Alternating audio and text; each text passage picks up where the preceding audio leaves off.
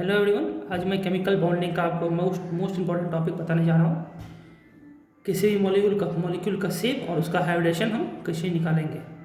तो उसके लिए पहले आपको कुछ बेसिक जानना जरूरी है, जो कि वैलेंस इलेक्ट्रॉन का है, जो कि मैं प्रीवियसली आपको ऑलरेडी बता चुका हूँ। जैसे फर्स्ट डी ग्रुप का क्या होगा valence electron, second D group का क्या होगा, सो ऑन। तो हम आगे बढ़ने से पहले ये जानेंगे मोनोसेंट्रिक मॉलिक्यूल के बारे में। तो यहाँ देखिए, मोनोसेंट्रिक मॉलिक्यूल का क्या है ना, जिसका सेंट्रल एटम वहाँ पे एक होता है। तो इसका एक स्ट्रक्चर होता है ABNLM। यहाँ पे ए जो होता है ये सेंट्रल एटम को दिखाता है, बी जो होता है ये सिग्मा बॉन्ड या नंबर ऑफ सराउंडिंग एटम को दिखाता है, यहाँ पे एल जो है लोन पेयर को दिखाता है, एन मतलब यहाँ पे बी के नीचे जो एन है ना, ये क्या है, नंबर ऑफ सिग्मा बॉन्ड को दिखाता है या नंबर ऑफ सराउंडिंग एटम को दिखाता है। और एल के नीचे जो एम है ना, ये नंबर ऑफ लोन पेयर को दिखाता है। समझ गए। से एग्जाम्पल थ्रू देख लेते हैं। देखिए यहाँ पे एग्जाम्पल एक से AB4 L2 है ना, तो ए क्या है यहाँ पे सेंट्रल एटम है, B4 क्या है यहाँ पे, ये नंबर ऑफ सराउंडिंग एटम को दिखाता है। L2 क्या है, ये लोन पेयर है। लोन पेयर कितना है यहाँ पे 2, सराउंडिंग एटम कितना है 4, B के नीचे 4, बस यही है। तो चलिए हम आगे का केस देखते हैं। अगर ऐसे कोई मॉलिक्यूल है जिस पे लोन पेयर नहीं होता है, मतलब उसको हम कैसे, उसका नेम मतलब उसका हाइब्रिडेशन देख लेते हैं क्या होगा, चेक कर लेते हैं। जैसे यहाँ देखिए कोई मॉलिक्यूल है AB2L0, जहाँ पे लोन पेयर 0 है और सराउंडिंग एटम या सिग्मा बॉन्ड 2 है, तो वो लीनियर स्ट्रक्चर होगा। जहाँ पे लोन पेयर 0 है, सराउंडिंग एटम 3 है, तो वो ट्रायगोनल प्लेनर होगा। जहाँ पे लोन पेयर 0 है, सराउंडिंग एटम 4 है, तो टेट्राहेड्रल होगा। जहाँ पे लोन पेयर 0 है और सराउंडिंग एटम 5 है, तो ट्रायगोनल बाइपिरामिडल होगा। अगर लोन पेयर 0 है और नंबर ऑफ सिग्मा बॉन्ड या सराउंडिंग एटम 6 है, तो वो स्क्वायर बाइपिरामिडल होगा, इसको हम ऑक्टाहेड्रल भी कहते हैं। अगर लोन पेयर 0 है और सराउंडिंग एटम 7 है, तो वो पेंटागोनल बाइपिरामिडल होगा। समझ गए, बस यही है। जैसे अब हम कैसे निकालेंगे उसका टाइप ऑफ हाइब्रिडेशन क्या होगा। किसी मॉलिक्यूल का क्वेश्चन पूछ देता है तो उसका टाइप ऑफ हाइब्रिडेशन क्या होगा, तो कैसे निकालिएगा देख लेते हैं। इसका मतलब पहले आप ये लर्न के जो मैं आपको बताने जा रहा हूँ, पहले इसको आप एक बार देख लेते हैं, लर्न अच्छे से याद कर लीजिए। 2 मिनट वीडियो पॉज करके देख लीजिए, उसके बाद हम एग्जाम्पल जब देंगे ना तो आप आसानी से समझ जाइएगा। इससे टाइप ऑफ हाइब्रिडेशन के लिए एक फॉर्मूला होता है N+M। मतलब N+M को जोड़ देंगे, जितना आएगा वो उसका हाइब्रिडेशन हो जाएगा। जैसे देखिए N+M, N यहाँ पे सिग्मा बॉन्ड को दिखाता है, M जो है यहाँ पे नंबर ऑफ लोन पेयर को दिखाता है। अगर N+M जोड़ के अगर 2 आता है तो वो लीनियर होगा, sp स्ट्रक्चर होगा। अगर देखिए इसका N कितना है, यहाँ पे 3 है, M कितना है 0 है, 3 + 0 क्या होगा 3, मतलब N+M जोड़ के कितना आया 3। अगर 3 आया तो वो स्ट्रक्चर हाइब्रिडेशन का क्या होगा sp2 होगा, जिसको हम ट्रायगोनल प्लेनर भी कहते हैं। अगर N+M जोड़ के 4 आता है तो sp3 होगा, उसको हम टेट्राहेड्रल भी कहते हैं।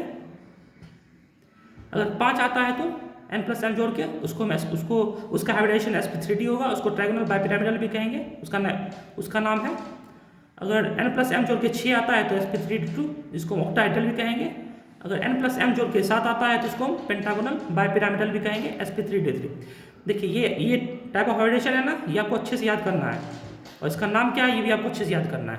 देखिए टाइप ऑफ हाइब्रिडेशन और शेप दोनों डिफरेंट चीज होता है। मैंने अभी आपको टाइप बताया, आगे मैं आपको शेप बताऊंगा। पहले इसको देख लेते हैं। देखिए मैं समझ रहा हूँ आपको कुछ ज़्यादा एग्जाम्पल सोच रहे हैं, एग्जाम्पल नहीं दिया जा रहा है, डायरेक्टली बता दिया जा रहा है, ऐसा कुछ नहीं है। मैं आपको एग्जाम्पल के साथ आगे की स्लाइड में अच्छे से समझा दूंगा। से देखिए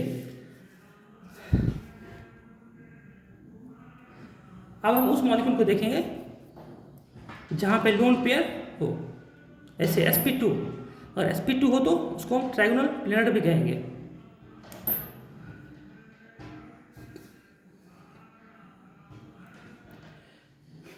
इसका एक केस होता है, अगर sp2 के केस में ट्रायगोनल प्लेनर कहेंगे। उसमें अगर sp2 के केस में अगर एक लोन पेयर है, देखिए N+L 2 1 3 हुआ, 3 जोड़ के 3 अगर रहेगा तो क्या होगा, N+M अगर 3 है तो sp2 हाइब्रिडेशन होता है ना, उसको ट्रायगोनल प्लेनर भी कहते हैं।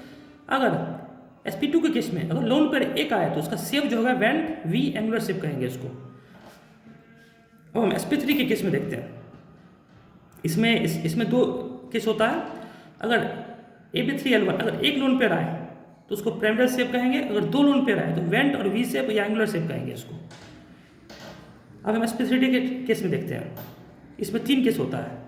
अगर एक लोन पेयर आता है तो उसको हम सीसॉ शेप कहते हैं। अगर इसमें 2 लोन पेयर आता है तो उसको हम वेंट टी शेप कहते हैं। अगर 3 आता है तो उसको हम लीनियर शेप कहते हैं। अब हम ऑक्टाहेड्रल के केस में देखते हैं, sp3d2 के केस में अगर यहाँ पे एक लोन पेयर आता है उसको हम स्क्वायर पिरामिडल शेप कहेंगे, अगर 2 आता है तो स्क्वायर प्लेनर शेप कहेंगे। अब हम पेंटागोनल पिरामिडल के केस में देखते हैं, अगर यहाँ पे एक लोन पेयर आता है तो उसको डिस्टॉर्टेड ऑक्टाहेड्रल कहेंगे, अगर 2 आता है तो पेंटागोनल प्लेनर कहेंगे। देखिए ये 4 है ना, 1 से लेकर 4 तक का केस, ये मोस्ट इंपॉर्टेंट केस है। मतलब ये तो आपको याद रखना ही होगा एग्जाम के लिए, इसको आप याद करो कि ना करो कोई फर्क नहीं पड़ता है ज़्यादा, लेकिन यहाँ तक तो आपको याद करना ही पड़ेगा। तो चलिए हम आगे बढ़ते हैं।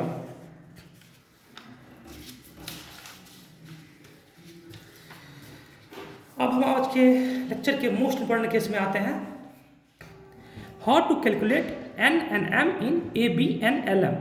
हम नंबर ऑफ लोन पेयर कैसे, नंबर ऑफ सराउंडिंग एटम कैसे कैलकुलेट करेंगे, या नंबर ऑफ लोन पेयर कैसे कैलकुलेट करेंगे, ये देखना आज हमको। इसका फॉर्मूला है total valence electron of all atom by 8। और अगर उसका जो क्वेश्चन आएगा डिवाइड करने पर उसको हम नंबर ऑफ सिग्मा बॉन्ड बताएंगे, और रिमाइंडर अगर कुछ आता है तो रिमाइंडर को हम 2 से डिवाइड कर देंगे तो वो नंबर ऑफ लोन पेयर को दिखाएगा। यही है, कुछ नहीं है यहाँ पे। तो चलिए हम आगे मतलब एग्जाम्पल के थ्रू देखेंगे, सॉल्व करेंगे क्वेश्चन को।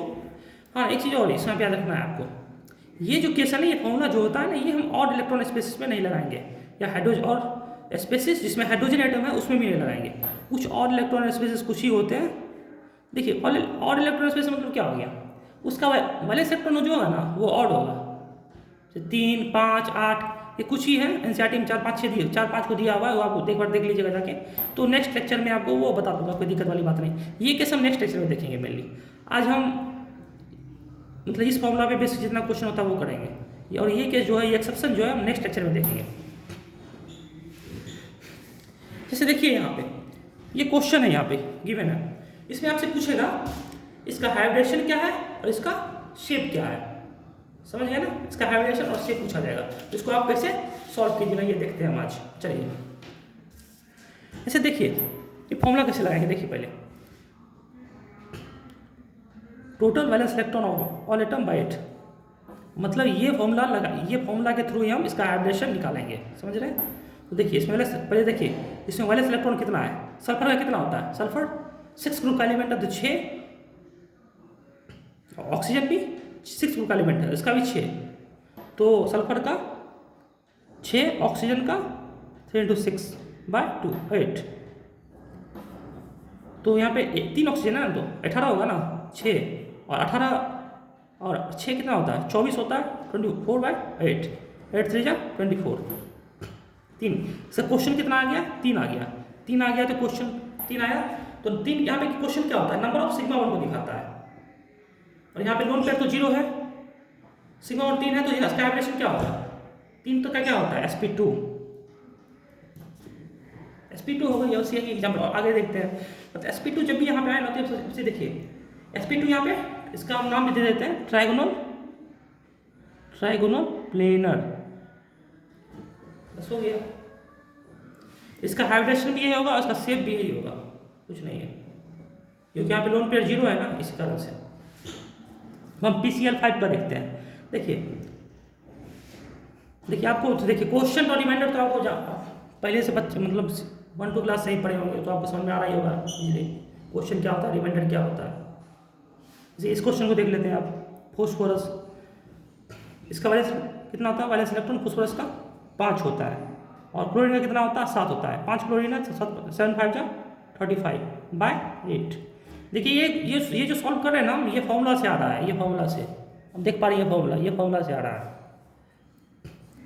तो कितना 40/8, 8 5 × 45। ये क्वेश्चन कितना आया, 5 आया। 5 क्या है, नंबर ऑफ सिग्मा 1 को दिखाता है। अगर नंबर ऑफ सिग्मा 1 5 रहे, यहाँ पे लोन पेयर तो 0 है ना, तो नंबर ऑफ सिग्मा बॉन्ड है ना यहाँ पे, और नंबर ऑफ सिग्मा 1 5 है, तो इसका हाइब्रिडेशन क्या होगा, sp3d होगा हाइब्रिडेशन, sp3d। इसको क्या कहेंगे हम, ट्राइगोनल बाइपिरामिडल भी कहेंगे। यहाँ पे क्वेश्चन दे दिया SO2 कैसे सॉल्व करते हैं, देखिए। फिर देखिए सल्फर का कितना होता है वैलेंस इलेक्ट्रॉन, 6 होता है। ऑक्सीजन कितना होता है, 1 का 6 तो 2 का 12/8। सल्फर का 6 होता है ना उसे, हाँ चलिए ठीक है, 18/8 हुआ। आप देखिए डिवाइड कीजिए इसके ऊपर, 8 2 जा 16, 8 में 6 किया 2। देखिए नंबर ऑफ सिग्मा बॉन्ड कितना है यहाँ पे 2 है, और रिमाइंडर कितना आया 2 आया। रिमाइंडर 2 आया ना, अब लोन पेयर निकालने के लिए हम रिमाइंडर को 2 से डिवाइड कर देंगे। लोन पेयर की m क्या है, लोन पेयर निकालने के लिए हम रिमाइंडर को 2 से डिवाइड कर देंगे। यहाँ पे रिमाइंडर कितना आया 2 आया। देखिए यहाँ पे डिवाइड किया 18 को डिवाइड किया 8 से, तो यहाँ पे 2 सिग्मा बॉन्ड आया, इसका रिमाइंडर कितना बचा 2 बचा। तो यहाँ पे 2 सिग्मा बॉन्ड है, रिमाइंडर 2 बच गया। अब हमको लोन पेयर निकालना है ना, यहाँ पे तो रिमाइंडर बचा ना, तो लोन पेयर कैसे निकालेंगे, जब रिमाइंडर को 2 से डिवाइड कर देंगे। तो यहाँ पे हम रिमाइंडर को कितना आया 2 आया, 2/2 1, इसका लोन पेयर कितना आया 1 आ गया, बस हो गया। देखिए यहाँ पे और इसका स्ट्रक्चर कैसे ड्रॉ करेंगे, AB2 लोन पेयर कितना आया L1, मतलब number of sigma bond lone pair मिला कितना आता है 3 आया है, तो यहाँ पे 3 तो sp2 मतलब ट्रायगोनल प्लेनर, इसका हाइब्रिडेशन हो गया। अब यहाँ से आपसे पूछेगा इसका शेप क्या है, शेप बताइए। मैंने आपको बताया था 3 के केस में, मतलब ट्रायगोनल प्लेनर के केस में अगर एक लोन पेयर आता है तो वो क्या होता है, वेंट शेप होता है या वी शेप होता है, वेंट शेप होता है या वी शेप होता है, समझिए आप, बस यही है। चलिए तब हम और आगे बढ़ते हैं और एग्जाम्पल सॉल्व करते हैं, तो आपका थोड़ा कंसेप्ट में क्लियरिटी आएगा। तो सल्फर का देखते हैं। सल्फर यहाँ पे देखिए, अगर कोई चार्ज अगर निगेटिव चार्ज आता है तो वैलेंस इलेक्ट्रॉन में 2 ऐड कर, अगर कोई भी निगेटिव, अगर जैसे देखिए अगर कोई निगेटिव चार्ज आता है तो उसको हम वैलेंस इलेक्ट्रॉन में ऐड कर देंगे, अगर पॉजिटिव आता है तो बस उसको वैलेंस इलेक्ट्रॉन से हम माइनस कर देंगे, बस यही है। सल्फर का कितना होता है वैलेंस इलेक्ट्रॉन 6, यहाँ पे निगेटिव चार्ज कितना है 2 आया, तो 2 यहाँ पे ऐड कर देंगे हम, बस हो यही है। और ये ऑक्सीजन का कितना है वैलेंस इलेक्ट्रॉन कितना होता है 6 होता है, 6 4 जा 24/8। देखिए 24 8 कितना होता है 24 30 32 वाट, इसको डिवाइड करते हैं तो 8 से 4 बार आता है। तो 4 यहाँ पे क्या है, 4 यहाँ पे है आपका क्वोशंट, 4 क्वोशंट आया ना, अगर 4 क्वोशंट आता है तो क्या होता है sp3 टेट्राहेड्रल, इसका हाइब्रिडेशन क्या होगा sp3 टेट्राहेड्रल, इसका शेप भी टेट्राहेड्रल ही होगा, कोई दिक्कत नहीं है। अगर आपको ये स्ट्रक्चर में लिखना है तो ये देख सकते हैं, ये सराउंडिंग एटम यहाँ पे कितना है 4 है, लोन पेयर कितना है 0 है, ऐसे ही है। अब हम NO2+ के केस में देखते हैं। देखिए नाइट्रोजन का वैलेंस इलेक्ट्रॉन कितना होता है, वैलेंस इलेक्ट्रॉन कितना होता है 5 होता है, 5। जब हमने आपको बोला था अगर प्लस आता है तो उसमें एक हम माइनस कर देंगे, 5 में से 1 किया माइनस हो गया। ऑक्सीजन का कितना होता है वैलेंस इलेक्ट्रॉन 6, 2 ऑक्सीजन है तो 12/8, 5 में से क्या 4 12/8, 12 4 16/8, इसको डिवाइड करके 2, यहाँ क्वेश्चन कितना आ गया 2 आ गया। 2 क्वेश्चन है मतलब नंबर ऑफ सिग्मा बॉन्ड है, अगर 2 सिग्मा बॉन्ड रहे तो उसको हम उसका हाइब्रिडेशन क्या होगा sp होगा, मतलब लीनियर, बस यही है, कुछ नहीं है राकेश।